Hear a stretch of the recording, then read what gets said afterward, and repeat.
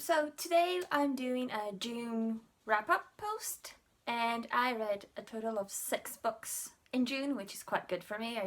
I'm a bit of a slow reader, so 6 books is amazing. And I've read some great books this month. I'm just gonna go through them all, and some of them are ebooks or audiobooks, so I don't have the actual physical copy of them, but we'll see what I can do.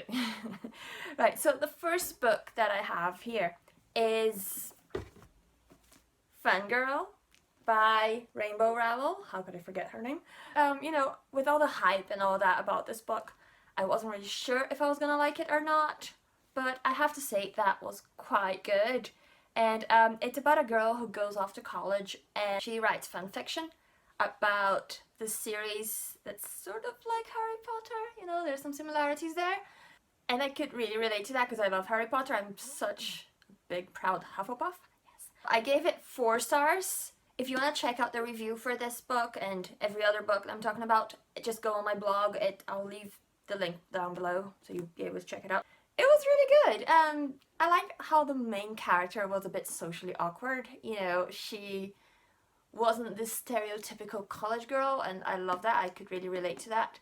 I wasn't sure about the carry-on bits at the end of each chapter. I just kind of skipped most of them because I felt like it broke off the rhythm of the story, if that makes any sense. Like, I just wanted to know what happened to the main character in this book, not another book. Really good. I really recommend it. Plus, Levi. Levi. We all need a Levi in our lives, so yes. Pick it up if you haven't yet. So, totally recommend it. Yes, fangirl. Now, the next book is not very famous. It's The Orange Girl. At least I had never heard of it before. You might have heard of it. You might have read it. It's a great book. It was recommended to me by a friend, and I'm so glad I listened to her. This is a really good book. It's not what I would usually read. It's not YA. It's not fantasy, it's not magical. It's a philosophical book, in a way. Yeah, it's set in Sweden, Norway? I think it's Sweden. I can't quite remember. And it's about the dad who died 11 years ago, and now his son found a letter addressed to him from his dad. So his dad left him a letter, and he explains how he met the Orange Girl. It's quite good. It was surprisingly good as well, because I wasn't expecting to like it so much. I had no idea what this book was about. My friend, all my friend said to me was that it was good and I was going to like it, and she was right. Love it. So, The Orange Girl by Jostein Gaarder. I probably butchered that name, but I gave it 4 stars. Which is quite good for me. I'm quite strict with my stars. I don't give them out for just anything. So yeah, The Orange Girl was very surprising. If you want to see my full review, click below. I'll leave the link. Read it. Now, the third book in this list, in my wrap-up, is sort of a graphic novel. I don't usually go for graphic novels, but this is from such a famous author, and I loved her previous series. I'm talking about Wires and Nerve by Marissa Meyer, of course. And it was lovely. I mean, it was just lovely. I'm not going to say that is the best book ever. It's not. It's a graphic novel. I'm not used to graphic novels. So I felt like the characters were it just didn't sound like themselves. They kind of changed a bit. But I did like how Aiko was the main character in this one. We really focused on her in Wires and Nerves. And I really like the illustrations as well. Like, they were really good. I mean, I could read this like in a day. I probably did read it in a day, I can't remember. So yeah, it was okay. It was an okay book.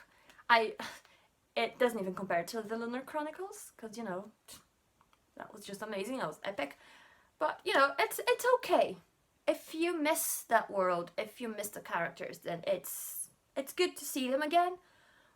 But yeah, I'm not sure how I feel about this one. So I give it 3 stars. So the 4th book in this wrap-up was Hello Sunshine by Lila Howland, and it was good. It was really good. I don't know if I'm being extra hard on the books I'm reading this month, but I just didn't think it was good enough. It's a nice quick read.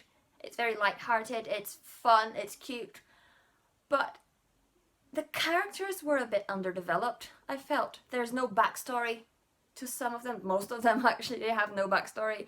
They were just put there and that was it. It's like they didn't have a life before the main character came along. It's a bit weird. And I think the main character, she was just the luckiest girl ever. She was just lucky. Like every single thing that needed happening for her to achieve her goals, they did happen. So, you know, it was just a bit unrealistic, I felt. I don't know what happened, it just wasn't for me. I gave it 3 stars, which is not bad, you know. It could have been harsher, but, you know, 3 stars, it was good. It was a nice, fun read, so I think it deserves 3 stars. It was quite good.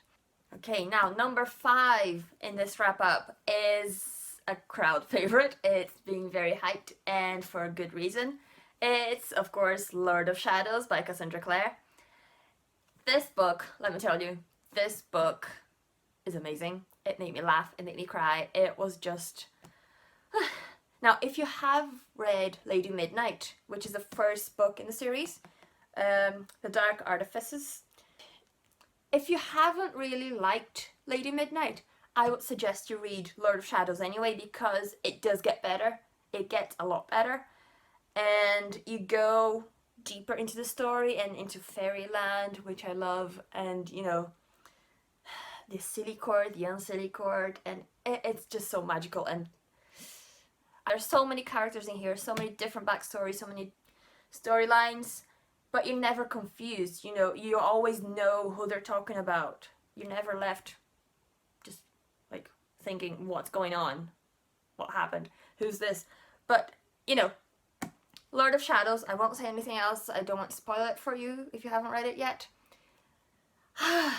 So many feels. And the last book in this wrap-up is All the Bright Places by Jennifer Niven. Yeah. Okay. And I have to say I almost DNF'd this book because it was extremely slow. Nothing happened in the first 2/3 of the book. So I came this close to DNFing it. But I'm so glad I stuck with it because the end was really good. I mean, it's not that it's a slow book, it's not that it's a bad book, it's just character driven. And I'm not into character driven books. I like action, I like, you know, things happening all the time to keep me intrigued. This one is character driven and I just didn't really like that. I'm not used to it. It felt a bit slow for me.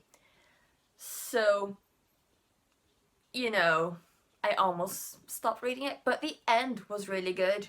It deals with a lot of tough subjects like suicide and abuse and depression, but it's not a hard book to read. It's very light-hearted. It eases you into it. I think that maybe that's why it's so slow at the beginning. And you're not, you know, drudging through it. It's a really good story. And yeah, so this is my June wrap-up video, and 6 books. It was an okay month. Yeah, it was alright. So, and right now I'm reading Heartless by Marissa Meyer, and I'm loving it. And I'm listening to my very first book by Philippa Gregory, and I'm loving it. It's A Favored Child, and it's really good as well. I'm just a bit concerned because both books are, they're not similar. I mean, they're not similar, but the setting is a bit confusing sometimes, you know, they kind of overlap. Let's hope I don't get confused. So this is it for my June wrap-up video, and I hope you liked it, and I'll talk to you soon. Bye!